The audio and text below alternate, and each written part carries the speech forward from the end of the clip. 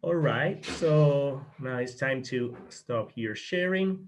We go back to the video and welcome to everybody and thanks for being here, especially to Professor John Gibson that we are really pleased to welcome in our new venues here this semester, this virtual semester. And but I'm not the one that invited directly Professor Gibson. Is actually a former student of his that you know is Felipe. So Felipe, please, you do the welcoming introduction.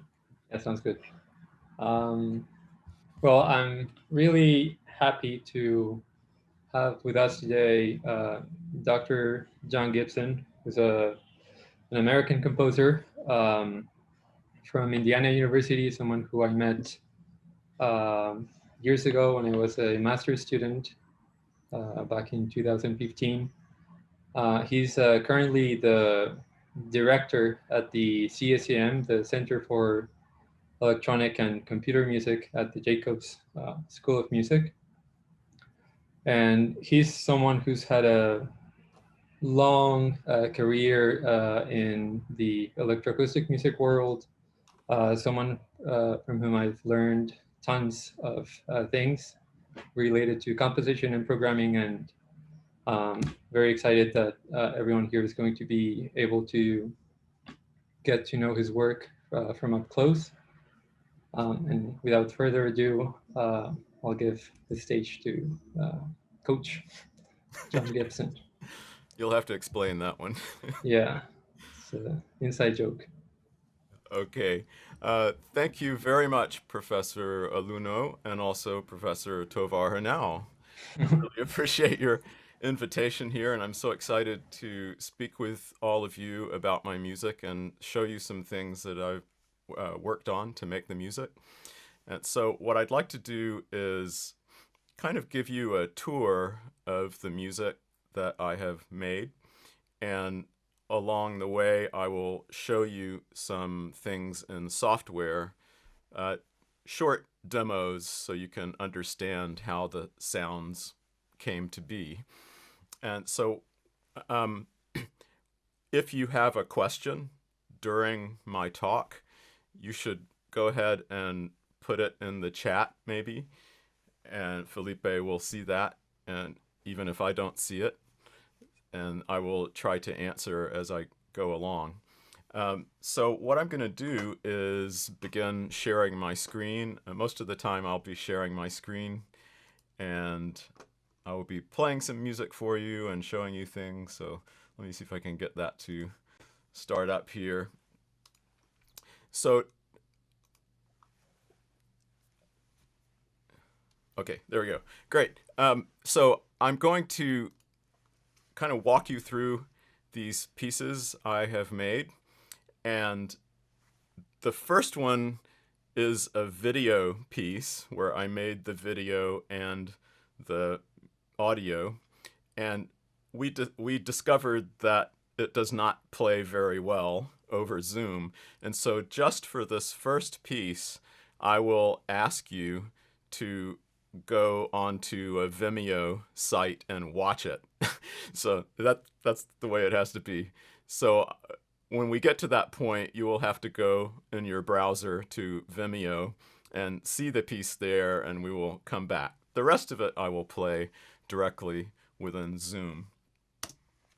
So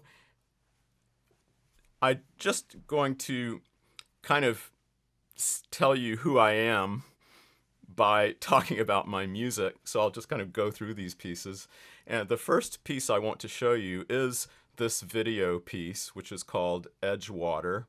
And there are a few ideas I was interested in when making the piece, and I want to tell you those before you watch it. So the first is that I made this piece in Florida at the Atlantic Ocean when I was at a residency there. And so I would go to the beach in the early morning just because it was nice and empty there. And I found the experience of the sound and the breeze and the shells and sand and everything else was really great to appreciate. And I just sort of took my camera and pointed it at the ground, which was the sand with the water coming in. And I found that it was really fascinating visually. And that was partly because there was this really interesting difference in scale. Like some of the things that I experienced were very close to me.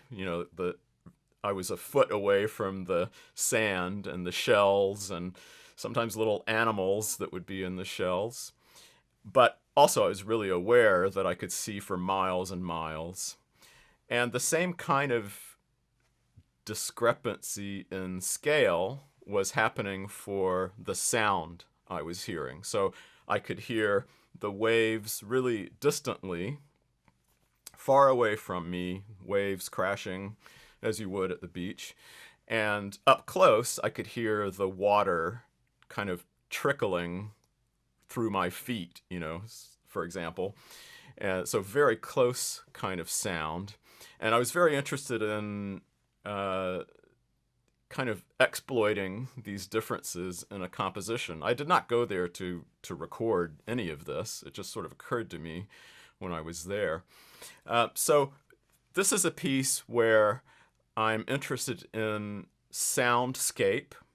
This is a term in electroacoustic music that generally means recordings of the natural or man-made world, not explicitly music, but listening to it for an appreciation of the sounds that are in the environment. So my soundscape, of course, is the ocean, but I'm really interested in how to bridge that experience with the imaginary musical world, which is more abstract. So I have the real sound of the waves, the ocean sound, and the appearance of the beach. And also in the piece, I'm interested in transformations or changes to the sound and the video that are not realistic at all. And so on this slide, you can see that on the left, that's just a little tiny clip of what you'll see in the video, including this very nice little mollusk of some kind that is a live animal that you may happen to see in the video at a certain point. And then on the right is one of the many transformations of it. And so I'm really interested in having the audio be loosely parallel to the way that the video looks. And so in this piece, you will hear harmonies, not really particularly melodies exactly, but there are places where there is static harmony or collections of pitches that you can hear. But I think of the pitch not in a functional or narrative way, but instead as coloration. So the pitch is like a color. So it's kind of like you were taking a photograph, black and white photograph, monochrome photograph, and then giving it color.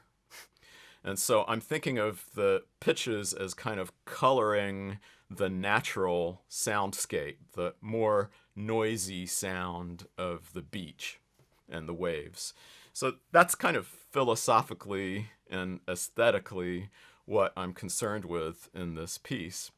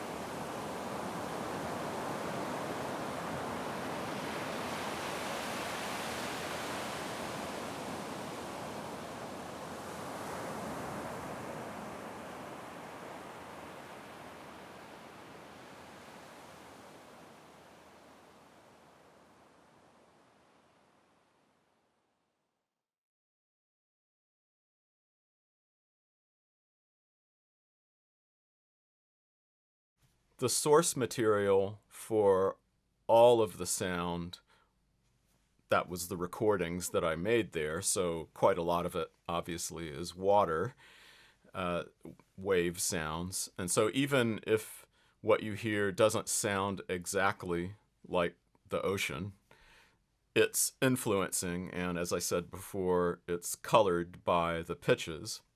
So I want to show you one particular thing I did. So I used this program called RTC Mix, which is a text-based scripting language for processing and synthesizing sound. I'm one of the authors of this package. It's free software, so anybody can get it.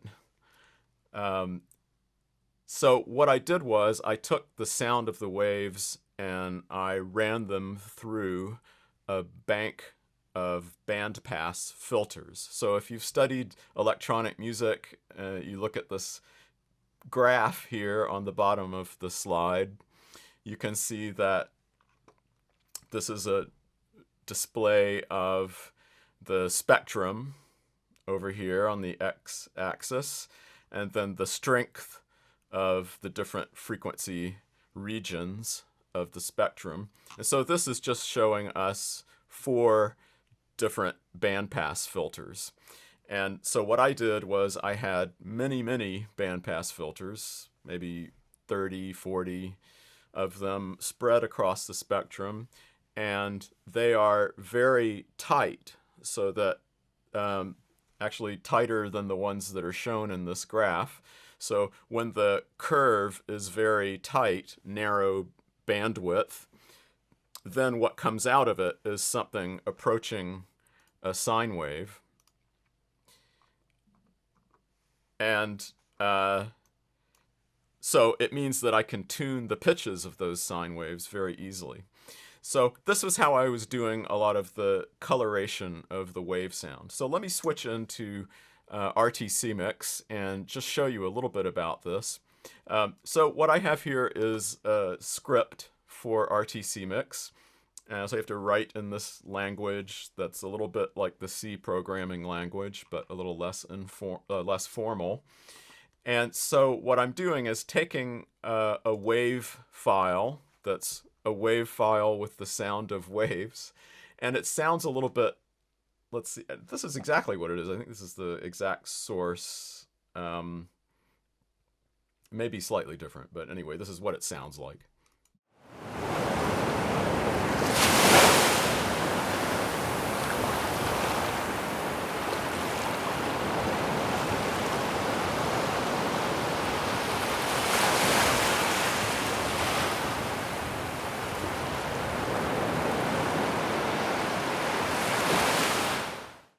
So what's interesting about that to me is that there are dynamics, soft and loud, and then there is natural panning between the speakers, because that's just the way the waves are moving.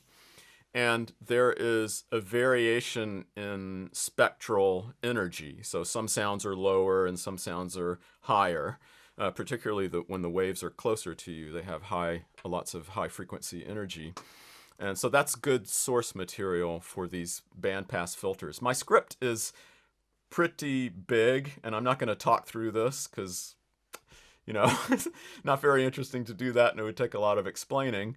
But essentially, I am constructing a series of pitches to tune the filters to.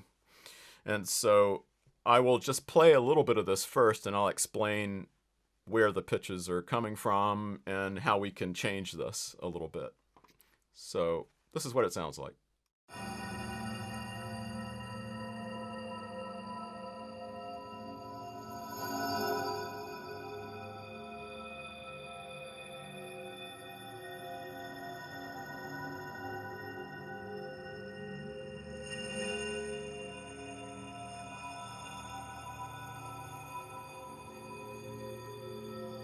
So I believe that's from that middle section of the piece, after the big blue slow motion wave hits. So what's happening here in terms of the pitches is that I'm using interval cycles.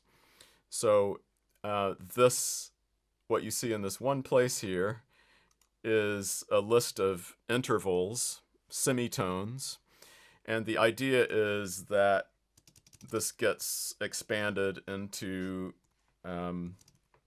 something like this. Not 3, 4, etc. So when I write something like this, I mean go up a perfect fourth, then go up a major second, then go up a major third, then go up a perfect fourth, up a second, up a fourth, etc. So that it's a cycle that's defined by this set of intervals, and it just repeats across the register from low to high. And you'll notice that the total number of semitones in here, 5 plus 2 plus 4, is not an octave. So it's, if I'm counting right, it's 11 semitones. So it's not going to repeat at the octave. So that gives it a certain kind of sound.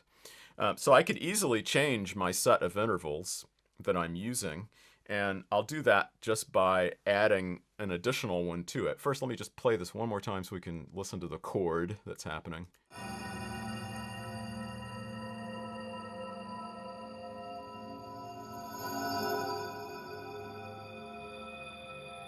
Okay, so if I just add another interval to this, let's make it be 1, so that will repeat at the octave. So it's 5 plus 2 is 7, plus 4 is 11, plus 1 is 12. So that adds up to 12, which means the whole set of them will repeat at octaves and have a different kind of sound.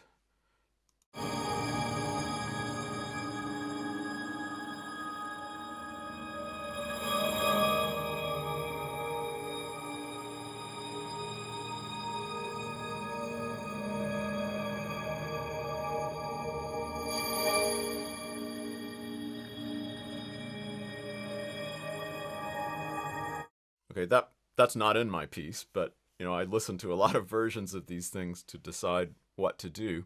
But you can see with that, it's a much clearer sound because it's not as chromatic across the pitch range. So with a script like this, I can make all kinds of changes. I could say I want to change the detuning of it.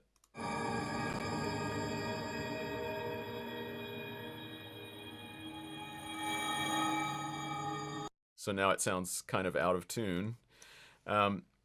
Or I could change the bandwidth of the filters. This down here, this BW, this is where I would change how tight or how wide the bandpass filters are. So if I make it much tighter, we'll get an even clearer sense of pitch. So I'll make this a much smaller number.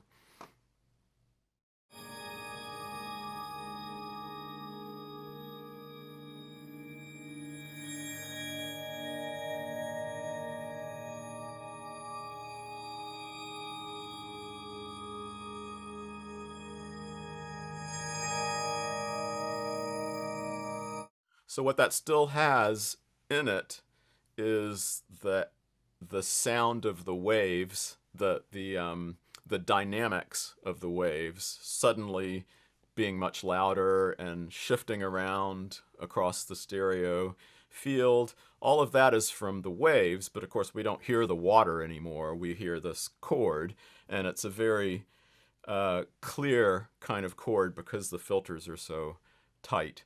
So I'm really interested in constructing environments like this that are custom made and very adjustable. So I can change any little parameter here and make, hours and hours of sound that's based on this simple idea of coloring the waves. And so that's one way that I like to work. And in general, in electronic music, many people are interested in applying randomness, and I do that a lot as well. That's not happening as much in this example. In the next example, I will be showing you more of that. Okay. Coach, yes. We have our first question. Yes, what is it? From Daniel Salcedo. He's asking if the piece is based on pitch manipulation as opposed to based on the traditional way of harmony and melody, or even rhythm. Yeah, I think, you probably can tell when listening to it that there are places where the harmony is just sitting there. It's not really directional in a traditional sense of going somewhere. Earlier on, it's more, like I described before, just a kind of color to the sound. So not thinking of the pitches as actors that are doing something, but just as a kind of color for this ocean experience. Near the end of the piece, there is a much more directional character to the pitches. So there are these harmonies that are fading in and out, and they're kind of fighting with each other, and then they end up on this big kind of romantic style climax. It's almost the Tristan chord, or, so it's like it's a different kind of feel. And there I would say I am working with harmonic motion and progression in my own way, but it's a different kind of use of pitch at that point. So I'd say it's both things. I hope that helps clarify somewhat. I'm looking at your comment now. I think that was pretty thorough. Okay. Yeah. So I think of it both ways. So I think of pitches as being sometimes kind of incidental aspects of all the rest of the sound that's in there, because it's a very complex timbre. But I also really love pitch, and I recognize the power of it to change the way you hear things, of course. And so I want to use that too. And so I see the structure of the piece. Danielle is asking about that. So yeah, I tend to think about it in a kind of loose way. So I guess my idea about that would be it's more like in the beginning of the piece, it's more like a kind of daydream. So in the beginning, I'm staring at the sand, which is not moving. It's just almost looks like a still image. And then the water is activated. And it is, although a kind of unusual perspective on the sand and the water close up, it's still natural. It's a naturalistic experience, but I'm interested in having moments where I dream about it and take it out of it. So it's kind of an alternation between realistic and imaginary experiences. Yeah, kind of like a, yeah. And then towards the end, I'm kind of interested in having that become a more structured, kind of almost motivic flavored sound, so that towards the end of the piece, I'm ending up in a, there's that climactic moment. And so there's a more traditional kind of directed continuity there. So that's, the structure of the piece for me is like that. I think of it in terms of metaphor and intuition about how the musical movement is working, and not so much about specific collections of pitches that I want to connect in some specific way. I'm not really doing that in this piece, and I actually don't do that very often. He's asking if you would describe it as a daydream. Yeah, kind of, yeah, because it was in the morning. Yeah, but yes, very much like that. I mean, you've been at the ocean, probably you know that it's a kind of environment where you can get lost in your thoughts and experience, and if you were to close your eyes, you could imagine yourself somewhere else. And so it is a kind of magical realism that I'm trying to invoke here. So let's see. All right, so is that okay? We can come back to this if we need to look at it some more, but I think for now I will move on to another piece. And can you see my slides now? Yeah. Okay, so I want to talk about this next piece, which is called slumber. It's a word that means sleeping, maybe even dreaming. So this is a piece I did for a project in America that was based on the idea of taking earlier music, most likely classical music from some period, and then building a composition around some aspect of it. And so I chose this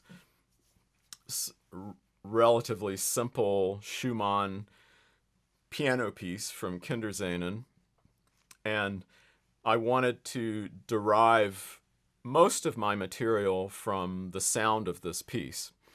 But in terms of the structure of the piece, I wanted it to be an experience where the original piano piece is revealed only at the end of the piece. So when we start listening to the piece, it doesn't sound anything like Schumann at all. In fact, it's very noisy.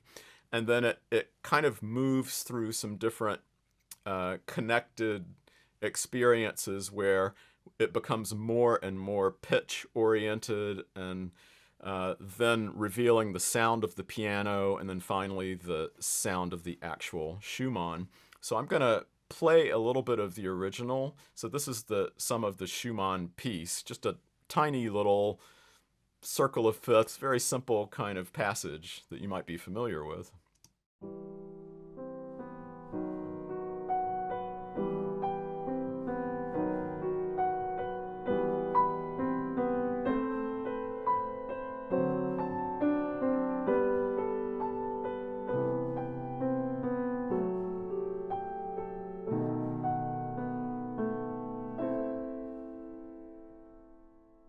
And in terms of the kind of sound processing techniques, I was interested in taking this piano sound that we're so familiar with and fragmenting it in a way that it might be somewhat recognizable and then maybe other times not recognizable at all.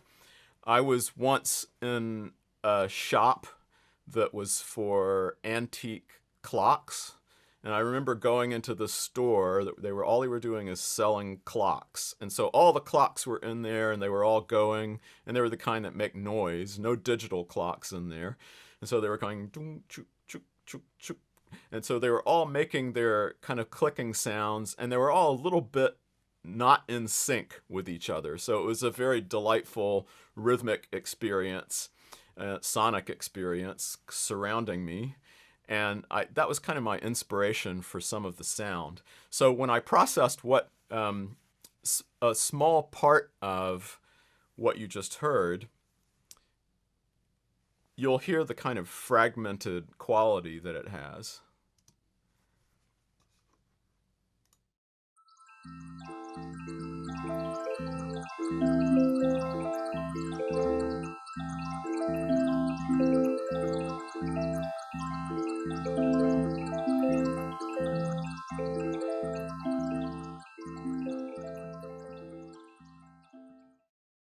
So that's just maybe a quarter second of the sound of the final chord.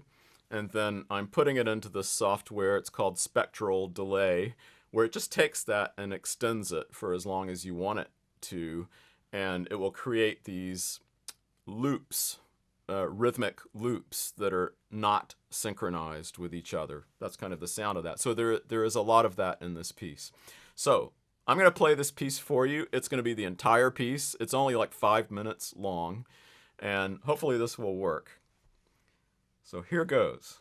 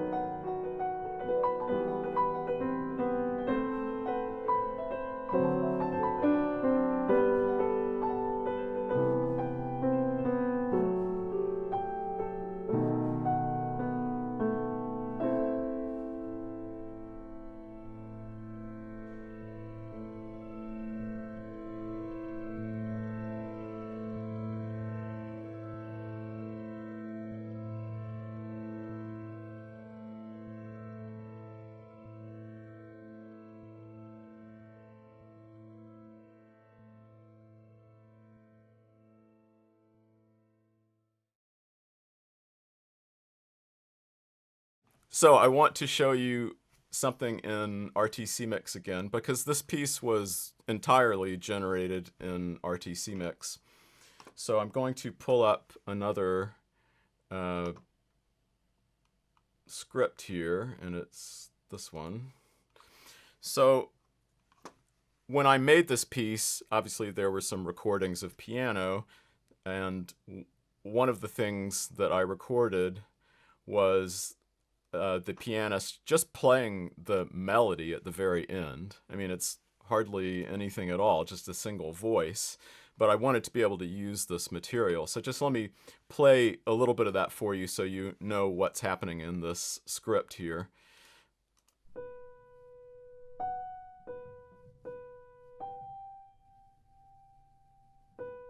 And actually, I should say that if you look at these lines here, you'll see the pitches that are named, and that's what we just heard. And so it's just going down the melody and writing down the time point inside of the sound file and how long it lasts.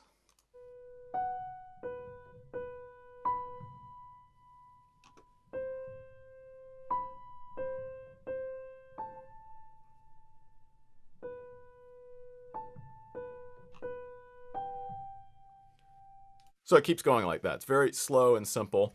And I wanted to be able to pull different parts of those melodic notes out of here in a way that is using controlled randomness. So I wanted to be able to create different kinds of textures that would use only these pitches. So I'll just play what the script is doing right now, and I think it'll sound very familiar to you.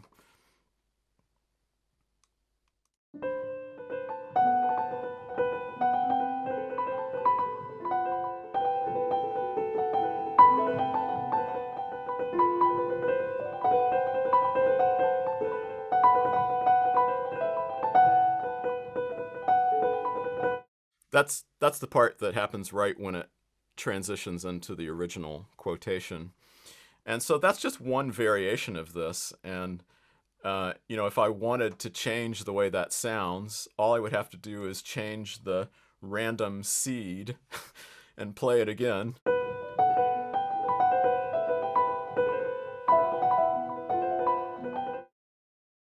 Or again.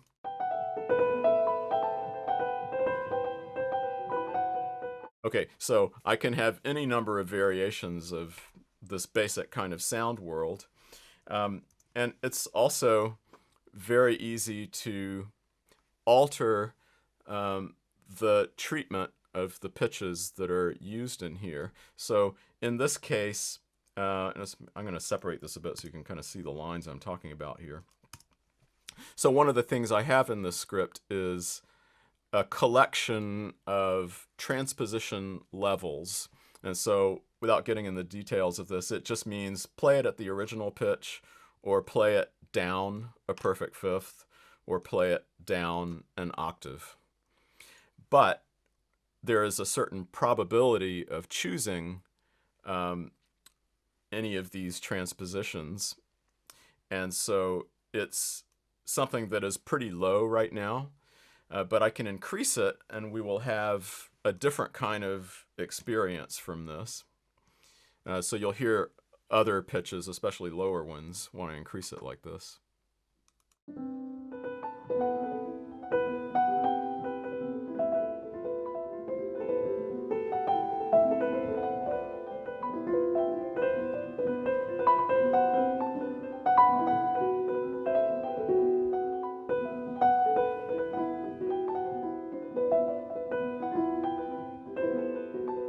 Okay, and so obviously some of those clashes are resulting from transposing this diatonic fragment down a perfect fifth, so I think you get at least one, probably one clash because of that, one sort of cross relation.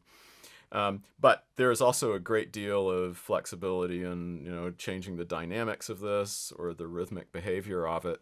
So what I'm really interested in doing with something like this is building a machine. I think of the software as a kind of machine that I designed that does this particular thing, and I want to just turn the machine on and listen to the different things that it can do and turn whatever knobs I have available to me on this machine to change the result. Of course, in this kind of software, it is all not in real time. It's easy for me to change any of the parameters, but then I have to press play and listen to what it's doing. So I do not have real-time control over the changes that are happening here. And for me, that's okay. It's kind of, I kind of prefer it this way, actually. I could think about what's happening and then try something and then see the result that I get that's different. It's not for everybody, but it is a pretty fruitful way to generate material that, you know, has a certain range of possibilities. Okay, so if there are no questions about that now, I will move forward. Yes, okay. So I want to look at some pieces that are not fixed media, that actually have a live instrument in them. So I want to talk a little bit about this piece called Blue Traces, which is for piano and electronics. It's based on the idea of bioluminescent plankton. And the thing is that, and maybe some of you have experienced this if you go to the right place, there are these very small plankton in the ocean that are able to glow. And so they respond to warmth, temperature changes, and it causes the light to luminesce, to come out. And so the person I wrote the piece for, the pianist, Katie Gleiser, was really interested in this, and she would go jump in the ocean after being, you know, in a kind of hot, she would jump in the ocean at night and see these blue trails. And I thought of that as a really interesting metaphor for a kind of musical behavior that I could construct. So in this piece, I'm doing something called live polyphonic granulation. And the idea is that she plays a piano note, and I take a little bit of the piano note sound and then I extend it. And I think of that as being kind of like the blue trails of light that happen when you're moving your hand through the water. So, oh, I'm hearing my own piece now because I must have clicked something. Okay, I don't want to click. Yeah, so I want to show you something about this in the software, and hopefully I can call that up here. So this is a piece designed in Max MSP, and so you can see that here, and you can see my live mic metering. And so I just want to demonstrate a little bit with my voice. Just hopefully you can kind of tell what's going on here. Oh.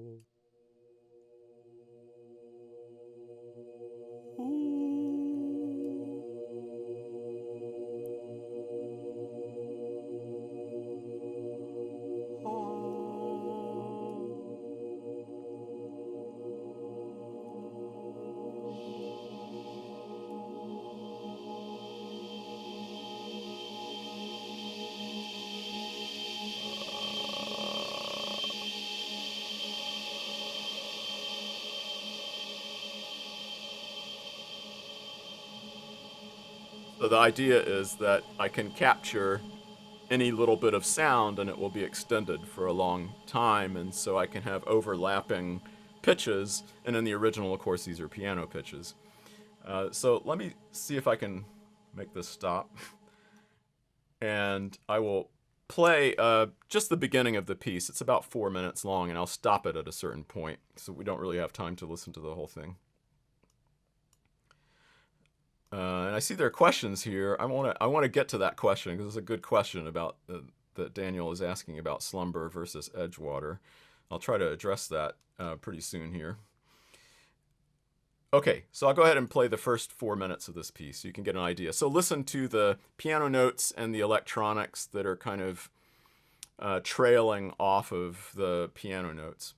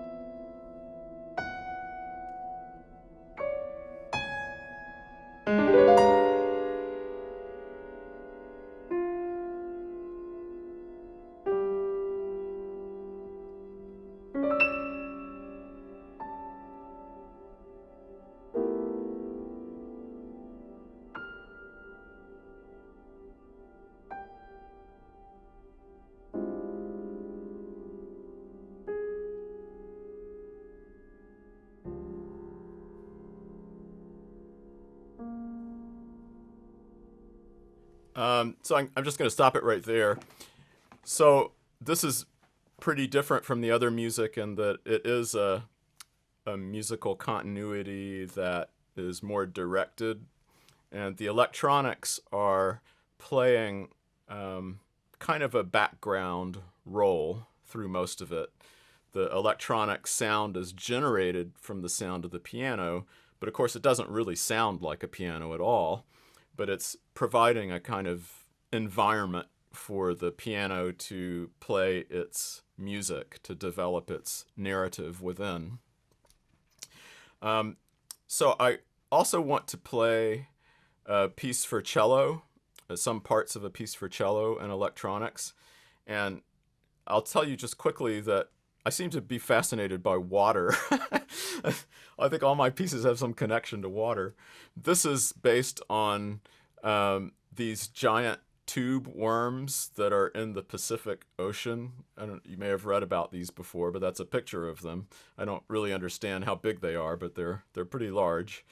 And that was just the kind of, idea I had, or image I had, for the sound. And so what I'm going to do is play you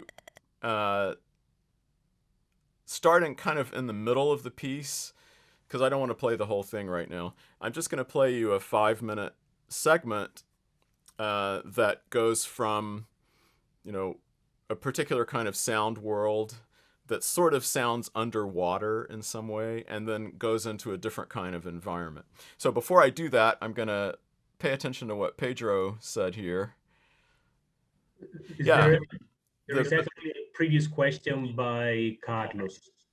Yes, I see it. Okay, I'm gonna go backwards here. So in the score, there are just there's a pedal that the pianist has, an electronic pedal, and so at certain places when they play in the score, they're supposed to press the pedal, and that captures whatever they were playing then. So in that sense, I'm choosing the pitches, that they have played, and then those happen to get extended. So I'm making those choices that way. And then let's see. I guess I answered both questions. Yeah, so sometimes the pianist would do the pedal themselves, or it's possible for the computer operator also to do it. It's not so difficult to coordinate that way, so it really doesn't matter particularly. You want to go back to Danielle's question? The slumber was conceived like Edgewater. I haven't thought about this really. I guess in some way I'm taking the sound of the ocean and imposing pitch on it. And I guess in the Schumann piece, I'm taking the sound of the Schumann pitches and really transforming them by this electronic treatment. So it's a bit different, but the thing that's in common is that I'm taking a kind of familiar experience, one of them natural, and one of them a very familiar classical piece that lots of people who don't know anything about new music will still understand, this Schumann. And then I'm trying to create an imaginary treatment of those sound worlds so that they sound really different. And I guess both pieces do have a kind of dreamlike quality because of that. I hope that goes some way to pitch manipulation. Yeah. So I'm coloring with pitch. I'm coloring the ocean with pitch, but I guess in the Schumann I'm kind of selecting little pieces of sound. And in the Schumann, in that slumber piece, the amount of sound from the piano that I'm choosing for processing the rhythmic out of sync repetitions is very small segment of sound, like quarter second. So maybe just a tiny little harmony that you can hear in the Schumann, and it just gets extended for a long time. Okay, great.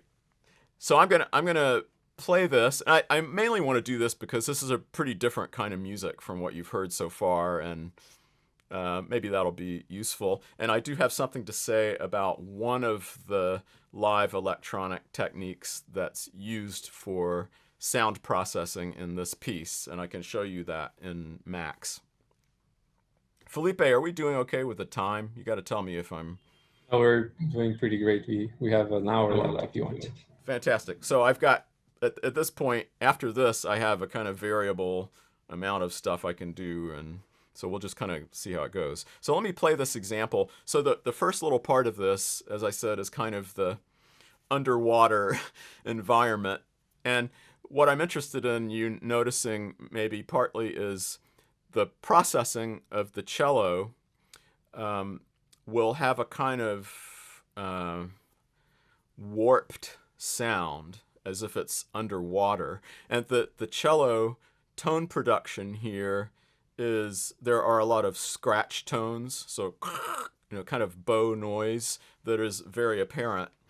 And after this section, I think the continuity is much more straightforward. There's a pulse, and then it kind of grows in a way that I think is easy to follow. Okay, here goes. This will be pretty loud towards the end.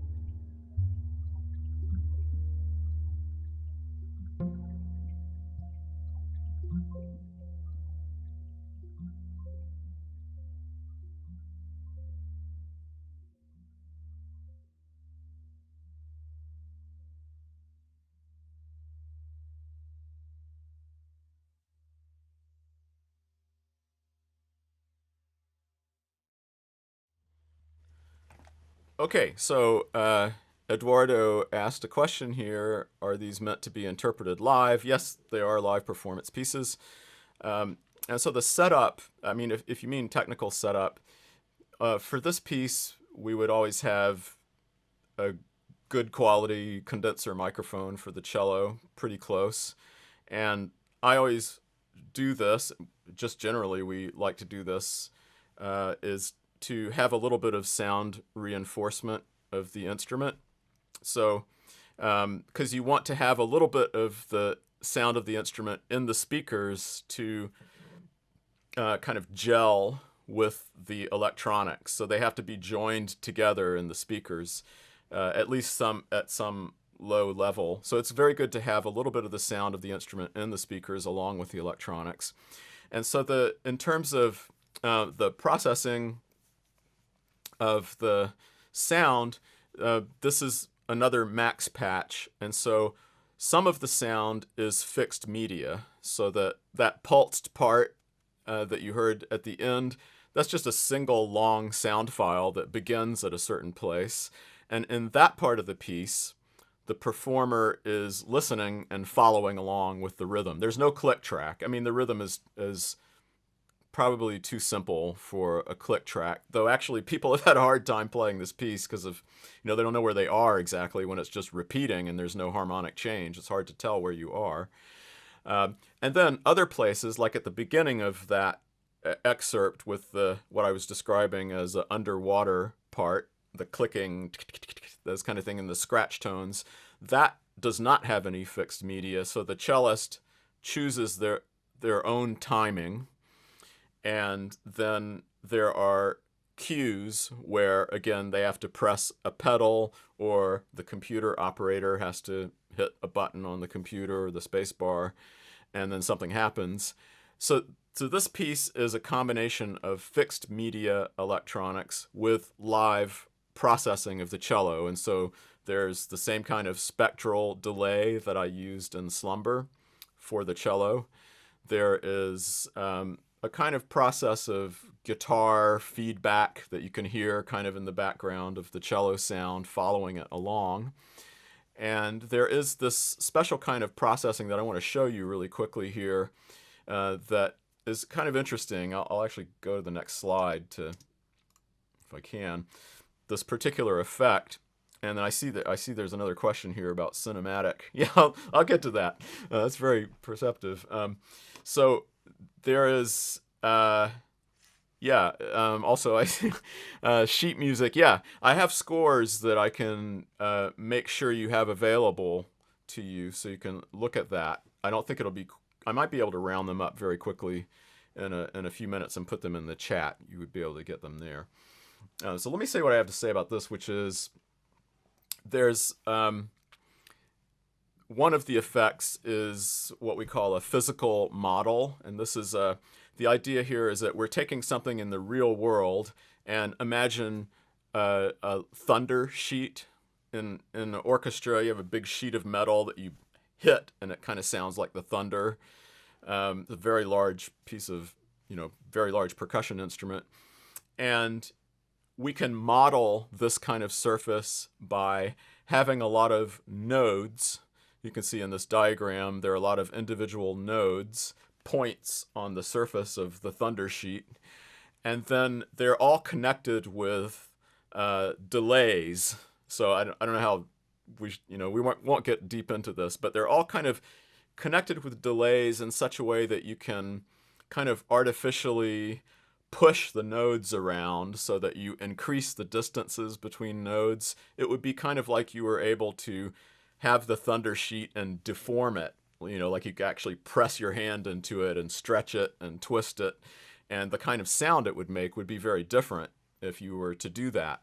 In this case, the sound I'm getting sounds a little bit like a water gong. When you take the gong and you hit it and you drop it into the water and it changes pitch and moves around. That was kind of the feel I wanted to get from it. So I'm going to play you a little excerpt of what it sounds like. Then I'm going to show you in Max MSP a little bit about how this works.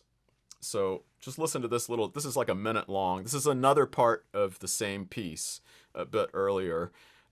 where there is no fixed media. There's just some effects and also another part that just kind of goes on by itself there.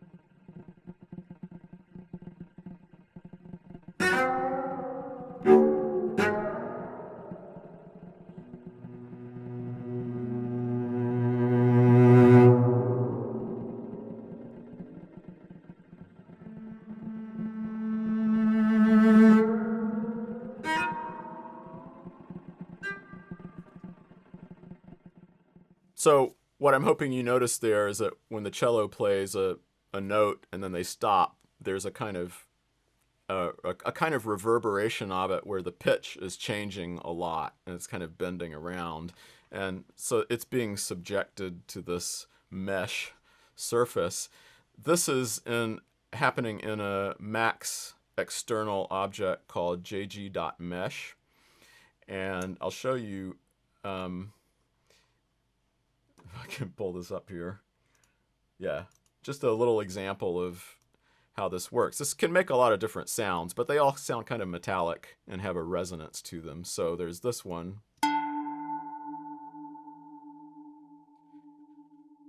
So the pitch is just chosen on the keyboard here.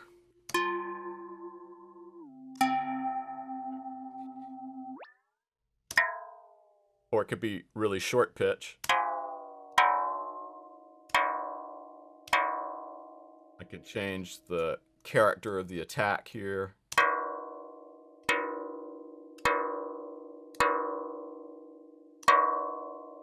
It's pretty subtle differences that you get.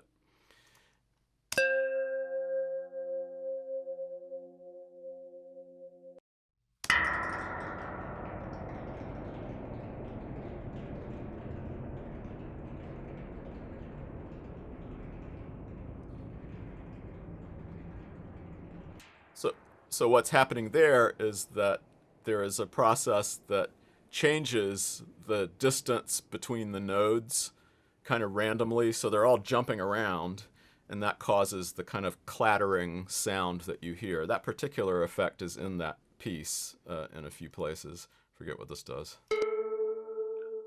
So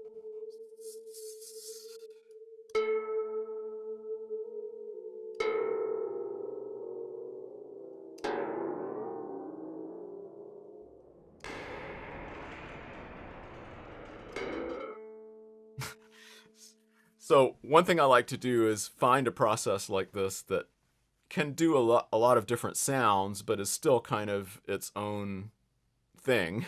It's identifiable somehow, and just see what kind of mileage I can get out of it. See how many different things I can do with it. And so this is one of the tools that was used inside of the patch for this piece. Okay, let's look at some of these things. Questions coming in. Yeah, cinematic. I mean, I think that's partly because I do like to have harmonies that stick around for a while.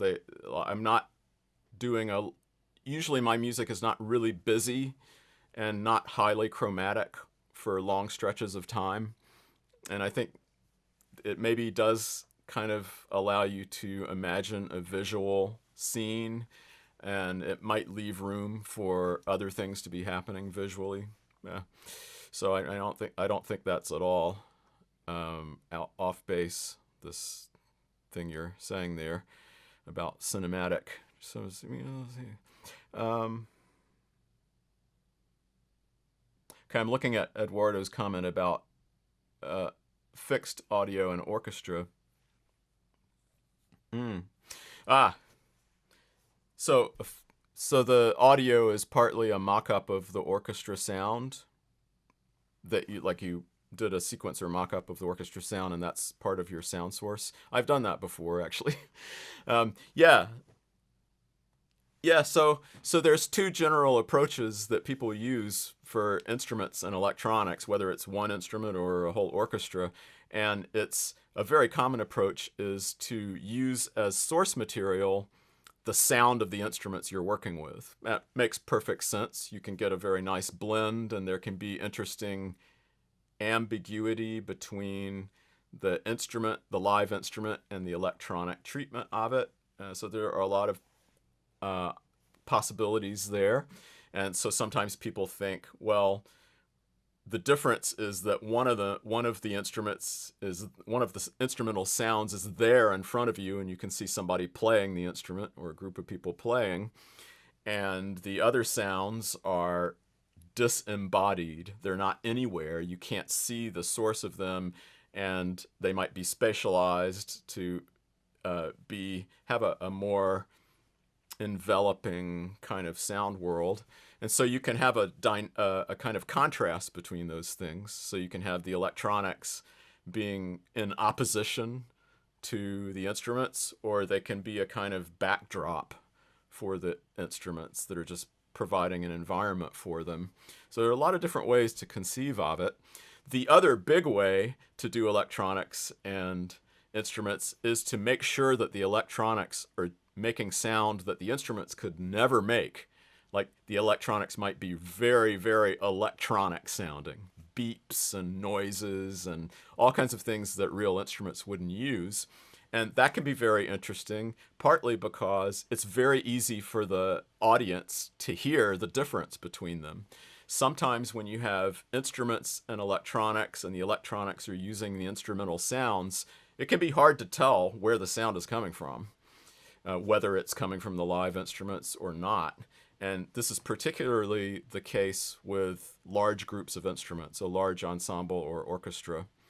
So I think you probably want to find some ways to highlight the electronics contribution as distinct from the orchestra, at least in some parts, as a strategy.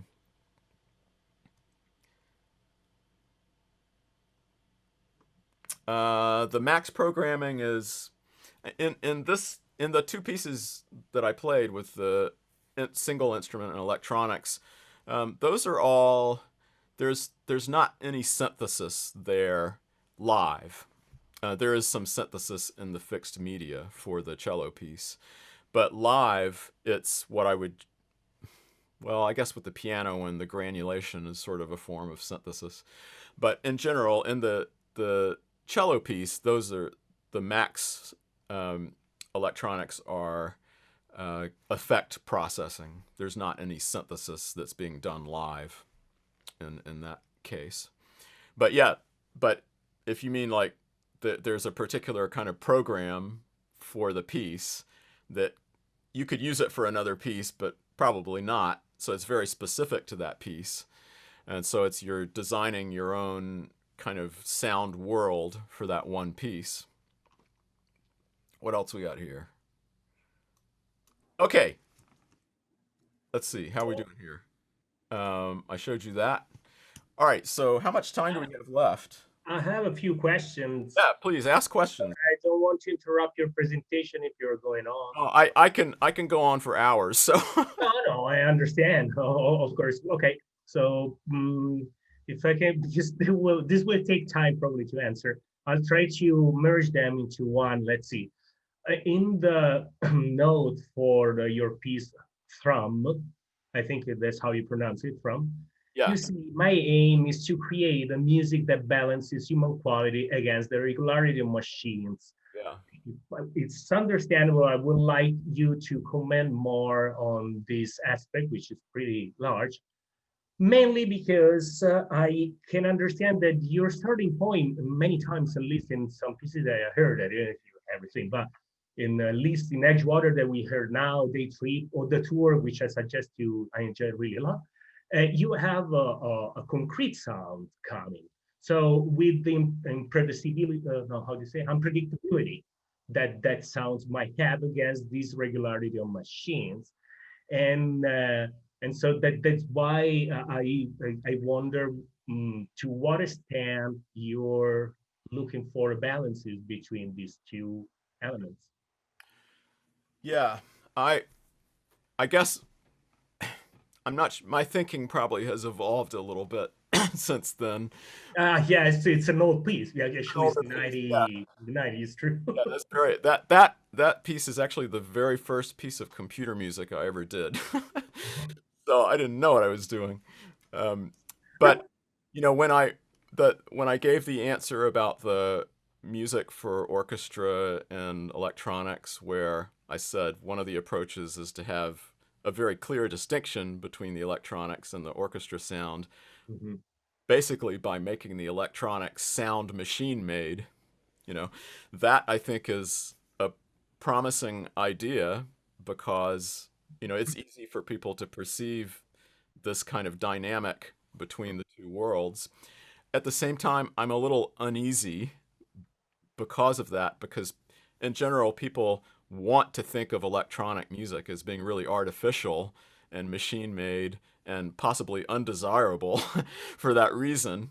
And I don't believe that at all. I love the sound of machines.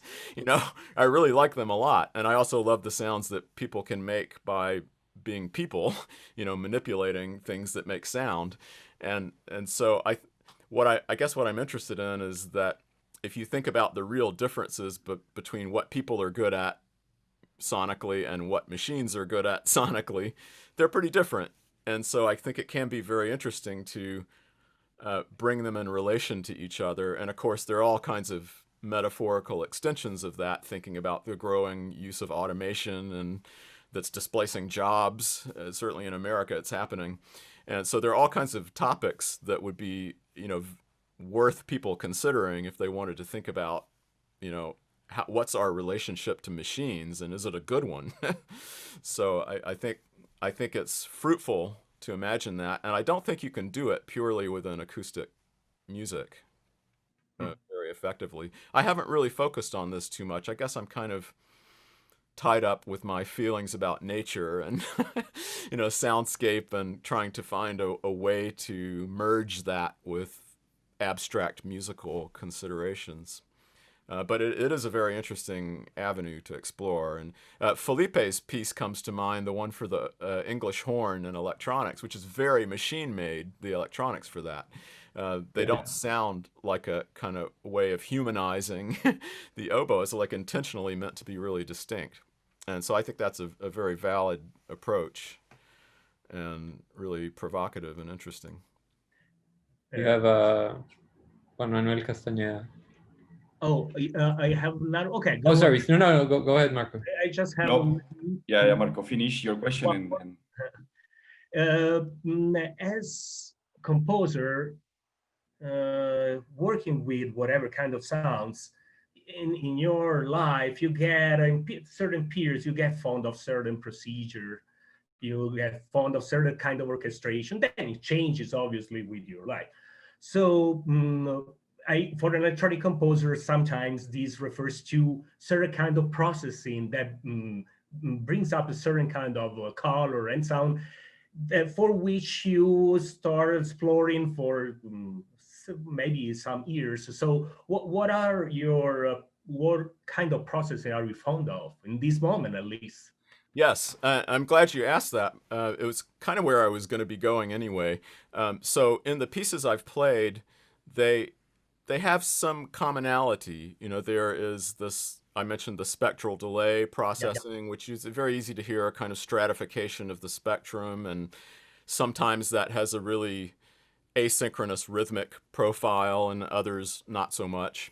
And then the idea of granulation has always been really important to me, like in the piano piece, those kind of extended sound worlds. In fact, in general, I've been attracted to taking a very small moment of sound and finding a way to extend it. So granulation is one such way. More recently, my attention has turned toward different kinds of spectral processing. So I'm very interested in taking sounds, and maybe I will just do this partly by actually making some noise here or just illustrating it, because I'm interested in taking any kind of sound and analyzing its spectrum in a specific way, and then resynthesizing it with all kinds of changes. So that I'm very interested. For example, one of my pieces is another water piece. It's a piece of recordings of water that I made at a lake nearby, and I did spectral processing on it, and so I generated a piece where there are a lot of pitches, but they kind of fall into place because of the motion of the water. And so I'm really interested in taking the spectral data from real recorded sound and then doing things to it. And that has a sound that's really different from any of the other things I've played before. And I'll just, to quickly show you what I'm talking about, if I can do this. Oh, okay. Right. So I don't know if you guys have tried this program called Spear. Yeah, but this is a great program. It's free and it does some really interesting processing. So if I take some sound and put it into this, I'll just really quickly do this. So what I'm putting in there is the sound of me reading a poem for another piece of mine, and it sounds, oh, I think that was the wrong thing. I'm sorry. That was definitely not the right thing. Let me analyze a different sound here. Let me first decide if I've got the right sound. Okay. No foot could endure it.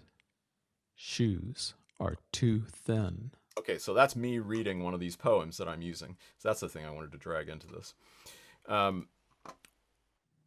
So no foot. So I'm really interested in taking this and then looking at the data that comes out of it. And so what we're seeing here, of course, is each of these vertical collections of points is a frame of analysis of the frequency just at that point. This is what's called a tracking phase vocoder. So it's able to find all kinds of sine wave components in the sound. And it's the sound of my voice this time, but it could be water some other time. So if I just play the ones I selected there, that wasn't very much sound. But you can take this, and I'm really interested in taking this data and using my software to really manipulate it. So I have software in Max that I've used with this, and I can quickly just throw this up here for a second so you can see. So if you just take the analysis of what I just spoke there and run it through this software, it's possible to take the sine waves that are in my voice and retune them to specific pitches. So in a way, it's a little bit like what I did with the Edgewater bandpass filters in a subtractive way, but this is using synthetic synthesis that's based on the analysis. So no foot could endure it. Shoes are too thin. So broken glass. So you can kind of hear that there's harmonization of that. And once you start to retune these partials, you can bring harmonic color into something that did not have it at first. And that's very attractive to me. It is in line with what I've done before, but I think the sound that this kind of mechanism makes is quite distinct from doing it subtractively or, some other related technique. So this is the kind of thing I am interested in now. Perfect. Thank you. I can say, so that's a great question. I can say more about it too, but what else we got? Whatever you need. Otherwise, Juan Manuel, you can ask your question. Okay. Thanks. Anyway. I want to make sure I don't miss anything down here. Programming sounds. Yeah, well, in Max, it's hard to make electronic music. So a lot of the time you want to make some kind of processor that you think might be good for making sound. And so you just play with it for a long time and eventually some kind of piece might come out of it. sound design for me, because of its use in film and media generally, calls to mind a kind of different approach, which is a lot of study that allows people to know how to generate a particular kind of sound on demand. So if you're working for somebody in a film and they say, hey, I need the sound of doors knocking or something, and then you go and knock some doors and record it, but they might need some sort of different kind of sound that you have to synthesize, and you have to know how to design your sound in the technology that you're using. And it's a great set of skills to have, kind of marketable. And I do that a little bit myself, but most of the time I'm kind of thinking of an interesting process and seeing what it does, and then the music comes out of that. You know, so I get an idea of what the music might be like based on the way that the process sounds or is capable of sounding. That's a little bit oversimplified. I probably kind of go between different approaches, but that's a common approach. I call it the playground approach. So you're like a kid in the playground seeing what it's like to throw the ball somewhere, just, you know, so kind of just playing around with the sounds, and eventually you figure out what to do with them. Okay. Yeah, we have a question from Juan Manuel. Where is it? Not in the chat. He was going to ask it. Oh. Hi, Professor. Can you hear me? Yes, I can. Okay, wonderful. So I would like to ask you, I think that nature is a very important element of your composition material. But I would like to ask you, when you were a student and you only write for acoustic music, what was your acoustic reference to put these soundscapes or nature sounds into the paper? Yeah, that's a really great question. And the fact is, I didn't think about any of that when I was a student. I didn't even know about soundscape composition really too much. And I don't particularly do pure soundscape composition anyway. But at the time when I was only doing acoustic music, I think I was just trying to find, you know, the voice, the musical voice that came naturally to me, and develop that. And so, like anybody studying composition, I tried all kinds of different approaches.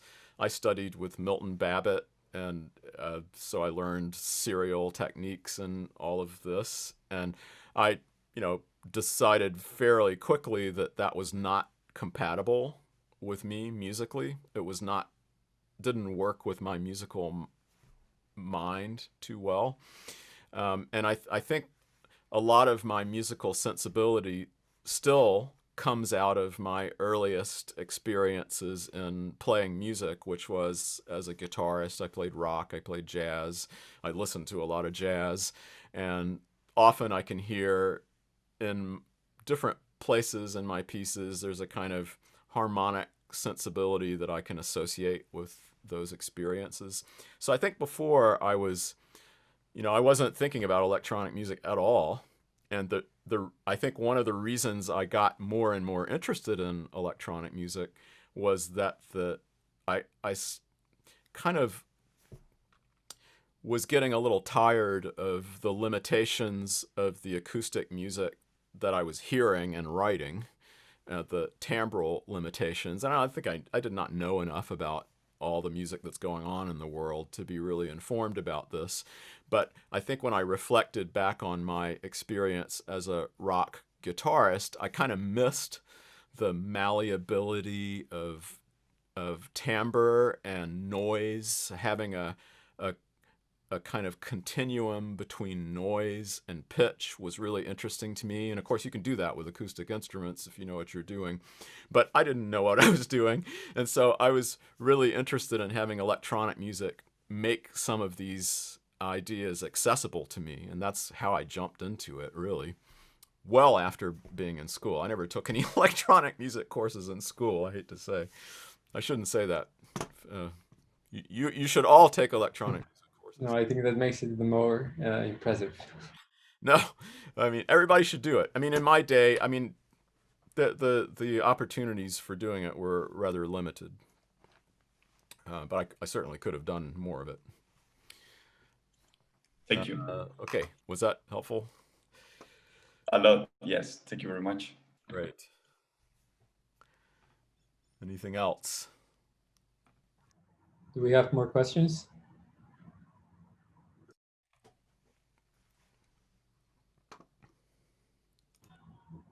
Seems like that's it.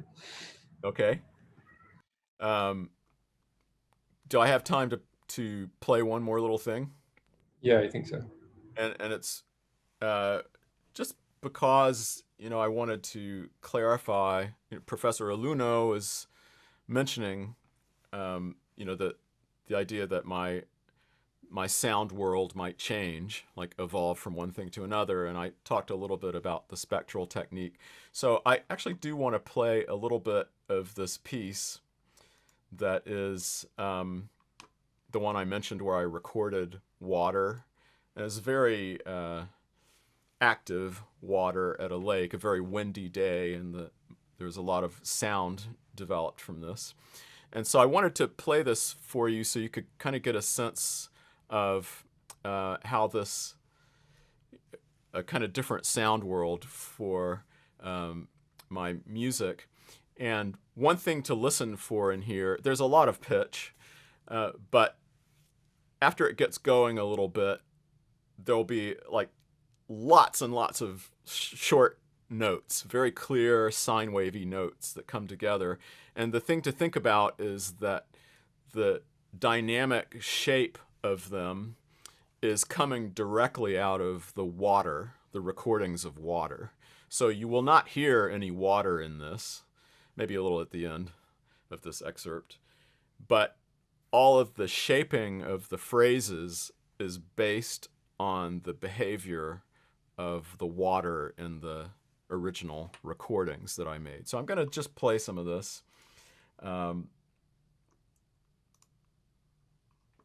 And I won't explain the technology of it now because I don't think we really have time, but I'll just play a little bit of this so you can hear. It's like a 3-minute, a little over 3 minutes of sound. This might sound a little cinematic in the opening. Come to think of it. Okay, let's do this.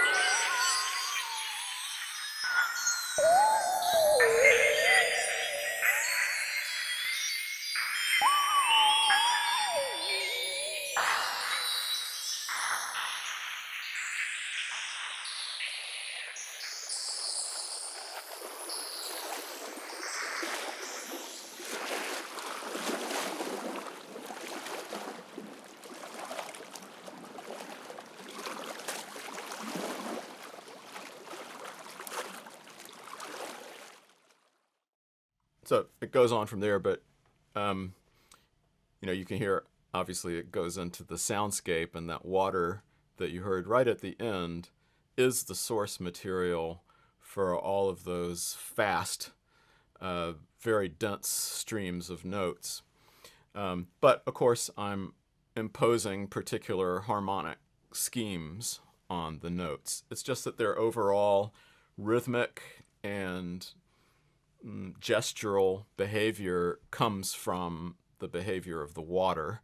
And it's kind of like a disguised program for the music. I mean, if you were listening to that, you would not think that those are coming from water. And so it's almost like a kind of secret, you know, mechanism for generating the music. But it's a kind of dialogue between the natural behavior of the water and my own imposing pitches on that. So that's a kind of dynamic I'm interested in. And in some ways, I guess that's a little bit like the, you know, human versus machine, except it's really human versus nature in this case. Okay, so that's what I had to say, I think, pretty much. And I think we're probably running out of time here. But if anybody wants to talk about anything else, I'm up for it. In fact, I'm going to stop sharing now, I think.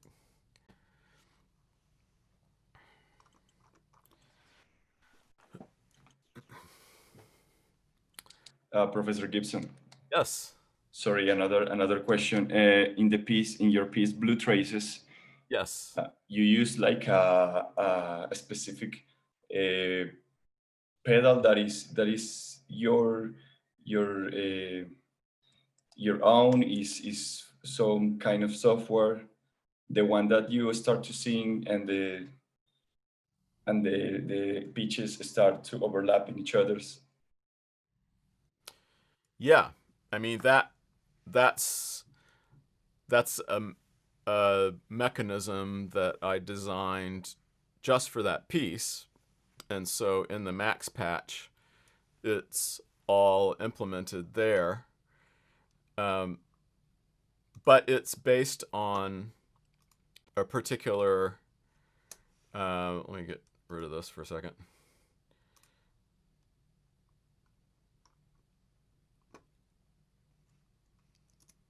Sorry, I'm just trying to find my Max here. Right.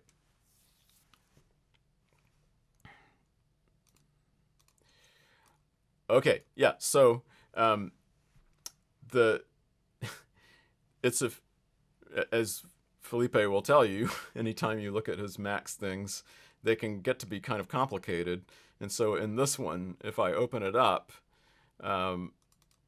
there's a lot of stuff in here to produce that polyphonic granulation, and you know, a lot of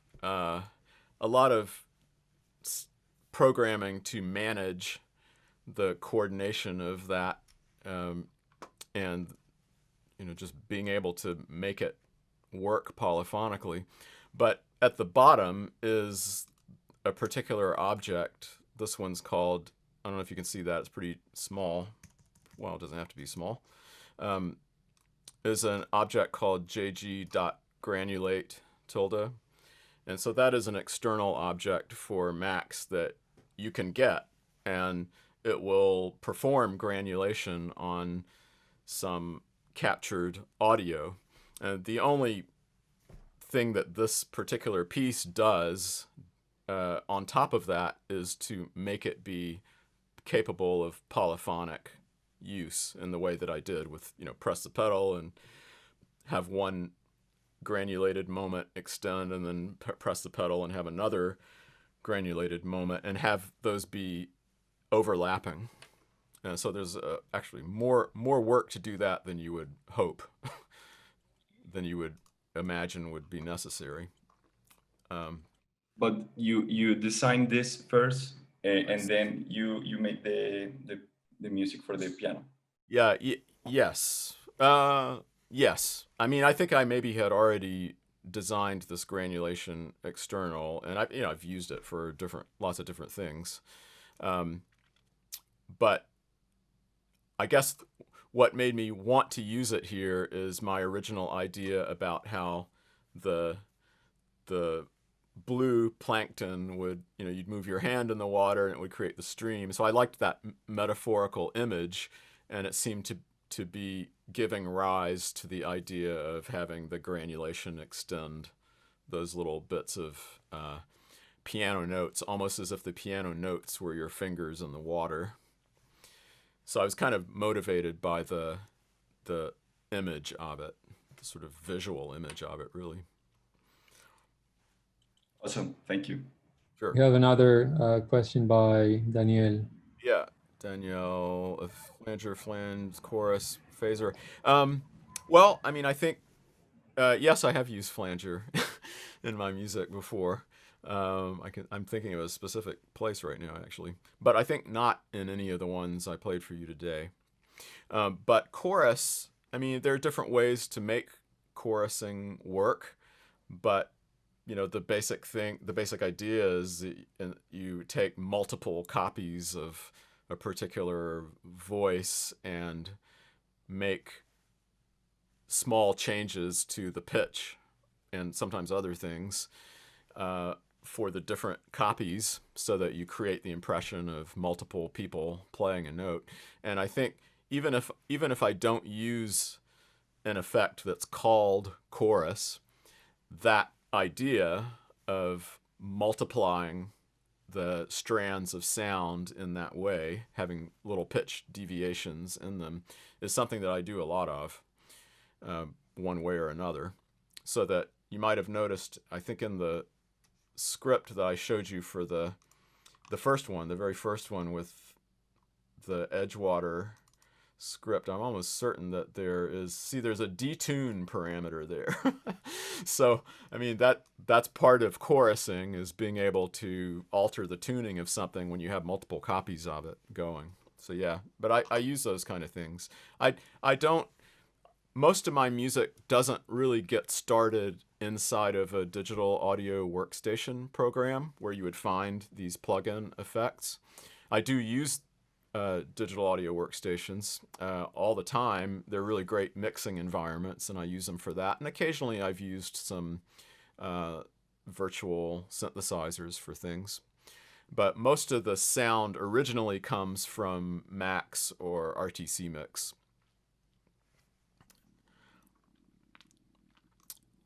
So hopefully that's an answer that's okay for you. All right. We hit the mark. What's that? I think we hit the time. Oh, you hit the mark. All right, great. Let me get out of here. There. Thank you. Marco, do you want to say something? Yeah, but I will let you close the thing. No. I mean, Just want to thank obviously Dr. Gibson and John, if I can call you that way. You can call me Mark. You don't have to say Professor Lunes, but and obviously Felipe for inviting him. So that's the only thing I want to say. Thanks again, and you go, Felipe, please. No, I just wanted to reiterate that I'm grateful to Dr. Gibson for sharing his time with us today, and I wasn't expecting him to share so much of his music with us today. So I'm really glad he took all the time to do it, and I hope the rest of the students got a lot from this talk, and I hope this won't be the last time we see Dr. Gibson sharing his knowledge with our students. Well, thank you so much, everybody. I really enjoyed seeing your questions, and I appreciate you listening to what I had to say and the music I had to play for you. Really, really do appreciate it. Thanks Well, again. thanks everybody for coming and for tuning in. Marco, do you have information about the next guest? Yeah, but it's going to be in 2 weeks, I think. It's again, Okay. Maria Fernanda. She's going to talk about improvisation. So probably with bass clarinet, because she's the bass clarinetist. And but I remind you later on, so don't worry this time. And Dr. Gibson, have a wonderful end of this semester. You are in well, middle of it. I'm in the middle now. Yeah. So and we are a little bit farther. Yeah. And that's it. Thanks to everybody, and see you soon. Thanks so much. Bye, everybody. Bye, Dr. Gibson. Bye.